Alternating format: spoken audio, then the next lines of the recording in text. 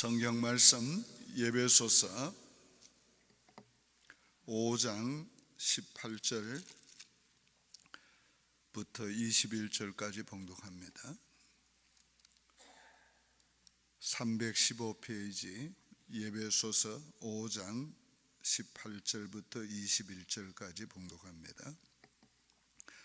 술 취하지 말라. 이는 방탕한 것이니 오직 성령으로 충만함을 받으라.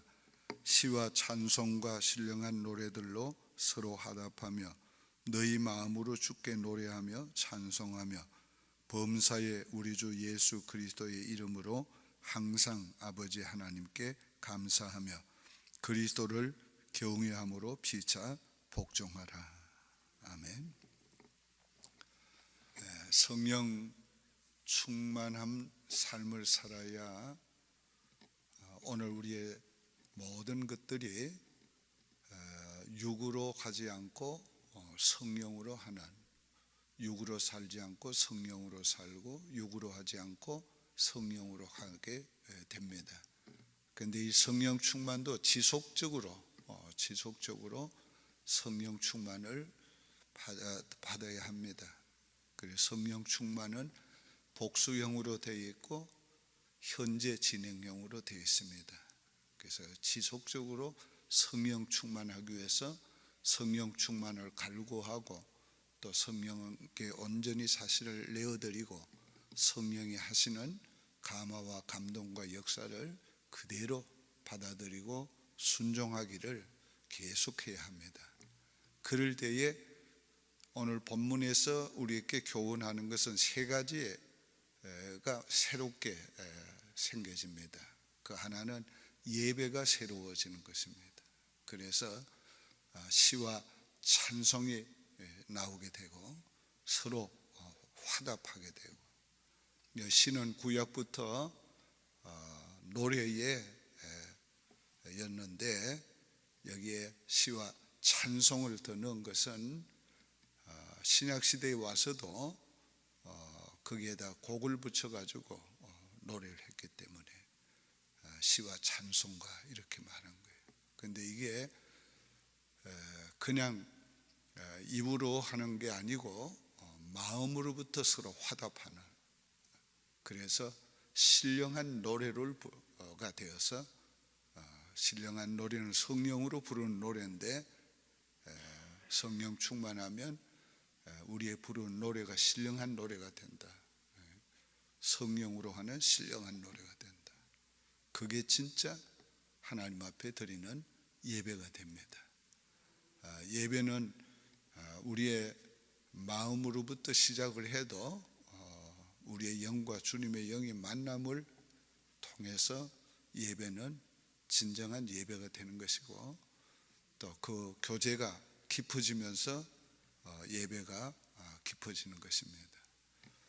이런 영적인 예배를 드리려면 성령 충만해야 한다.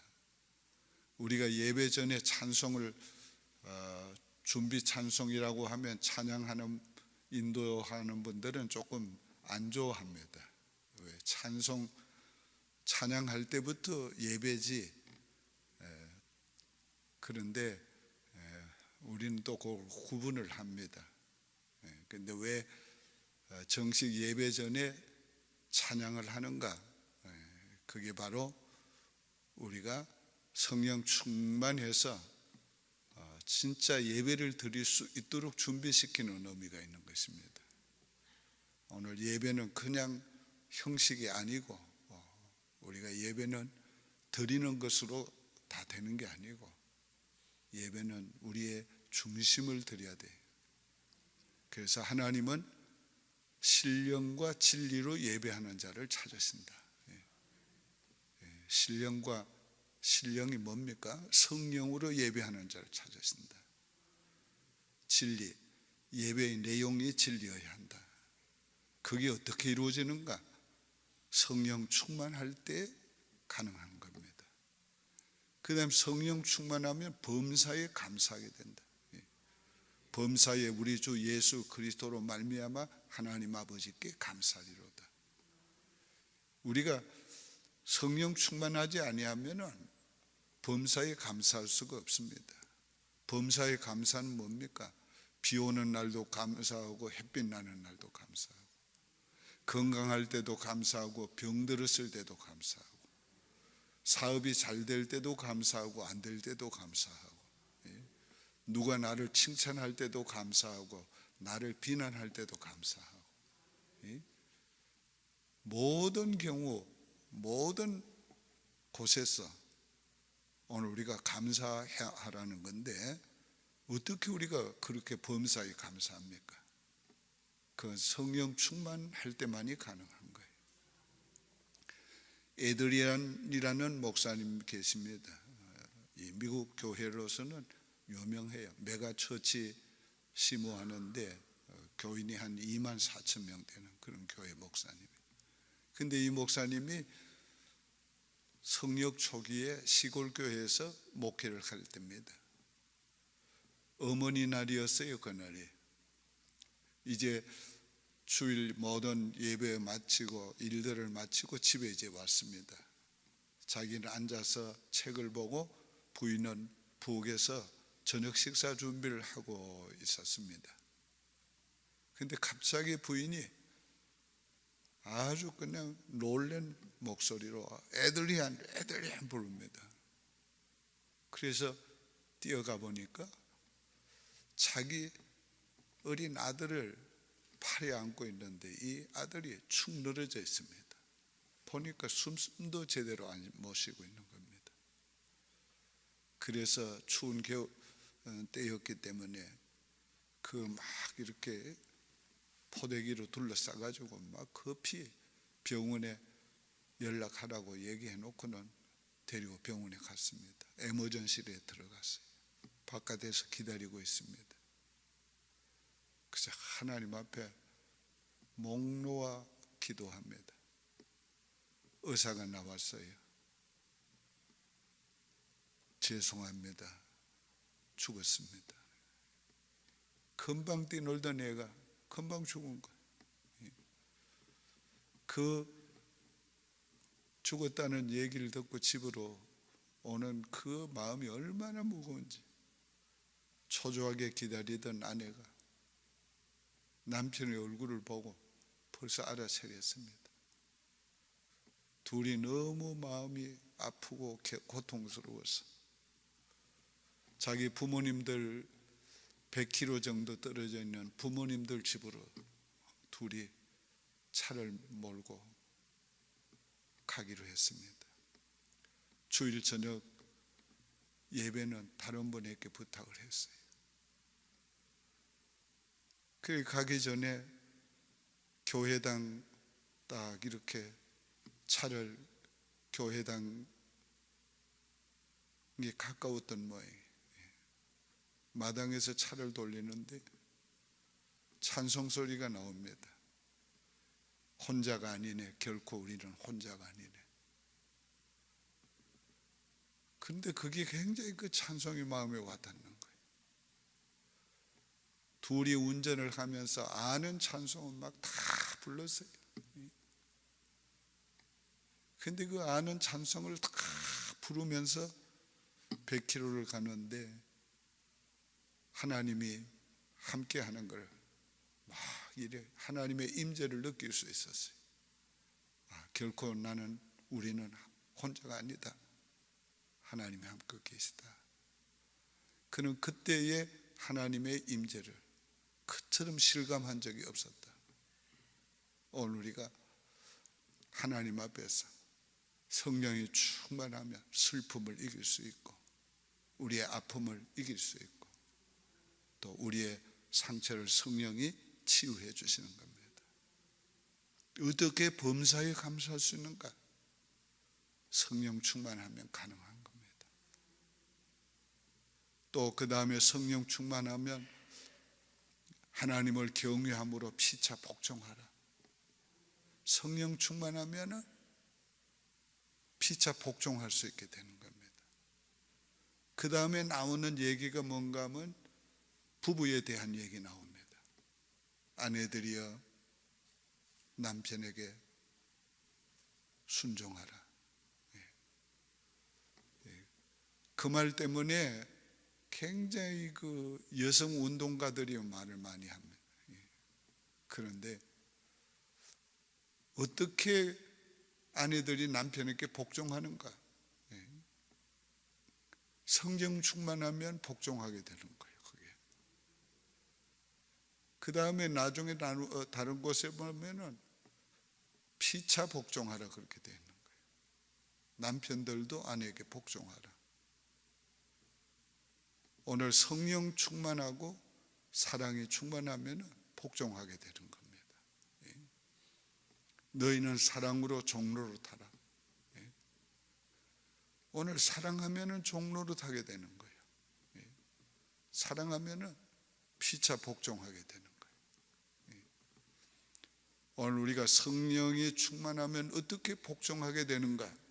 자아가 성령에 사로잡히니까. 이 못된 자아 때문에 교만하고, 이 못된 자아 때문에 굽힐 줄 모르고, 이 못된 자아 때문에 반항하고, 이 못된 자아 때문에 오늘 우리가 복종하지 못하는 거예요. 그런데 성령이 충만하면 이 자아가 성령의 지배를 받게 되니까, 성령이 컨트롤을 하니까 오늘 복종할 수 있게 부드러워지고 겸손해지고 낮아질 수 있는 거예요. 오늘 교만을 깨트리는 방법은 육을 죽이는 것까지는 안 돼요. 육이 성령에 사로잡혀야 복종할 수 있는 거지. 오늘 육을 우리가 아무리 죽이려고 해도 육은 안 죽어요. 생명이 끊어지는 날까지 육의 성질, 성품 안 죽어요. 그렇기 때문에 예수 잘 믿는 사람도, 한때 성령 충만 받은 사람도 성질은 살아있어요. 그러니까 늘 성령 충만해서 성령이 자아를 다스리게 되어야 오늘 우리가 피차 복종할 수 있는 겁니다. 그 다음 나오는 말이 남편들아 아내 사랑하기를 그리스도께서 교회를 사랑함 같이 하라. 그리스도께서 교회를 사랑할 때 어떻게 해서 교회를 피로 값주고 사셨다. 이 말은 다른 말이 아니라 예수님이 너희를 위해서 죽은 것 같이 너희도 사랑함으로 아내를 위해서 죽으라 그런 거예요. 죽으라. 뭐 가족이 물에 빠지면 제일 먼저 누구 건질 거냐고. 첫째는 부모 건지고, 둘째는 자녀 건지고, 세 번째는 당신 건질 거라고. 순서가 그 누구에게는 다 정해져 있는 거예요. 그거 나 빼고는.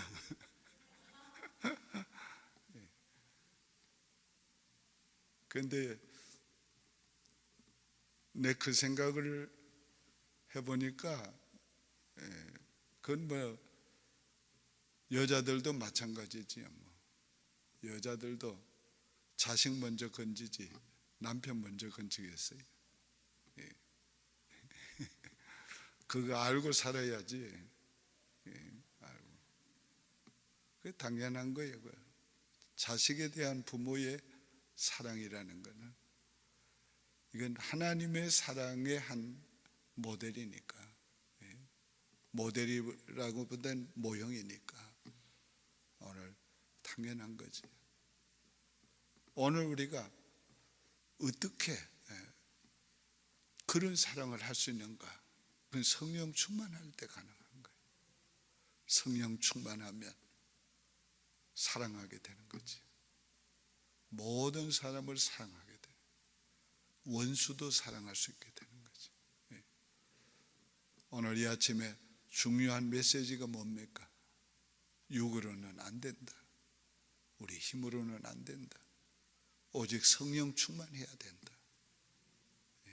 그래야 우리가 참 예배를 드릴 수 있고, 그래야 우리가 범사에 감사할 수 있고, 그래야 우리가 피차 복종할 수 있는데, 이게 바로 하나님이 만들어 놓으신, 하나님이 계획하신 거라는 거예요.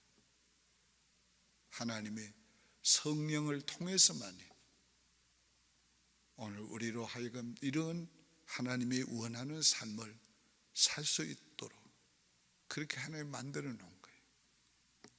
그러므로 오늘 우리는 늘 성령 충만하기 위해서 갈망하고, 오늘 성령 충만을 위해서 늘 자신을 온전히 성령께 내어드리고, 성령 충만을 위해서 성령의 지극히 작은 깨달음과 감동과 감화에도 순복할 줄 아는 우리가 될 때 성령이 우리를 다스려 주시고, 그게 충만한 상태지요. 온전히 나와 세상은 간 곳 없고 구속한 주만 보이도다. 그게 성령 충만할 때에 되어지는 역사입니다. 제가 옛날 첫 목회지에서 성령이 충만할 때에 찬송을, 그 시골 한 동네에 갔는데 23가구 중에 22가구가 우리 교회니, 한 가구는 다른 교회 나가요. 그게 신방을 가면은 아침 일찍부터 밤늦게까지 집집마다 다 돌아요. 거기 갈 땐 걱정이 하나 있어요. 두 가지 있어요. 가면은 다 참석하는 거예요. 22번 예배를 다 참석하는 거예요. 그러니까 같은 설교를 할 수가 없어. 두 번째 걱정은 먹는 거예요.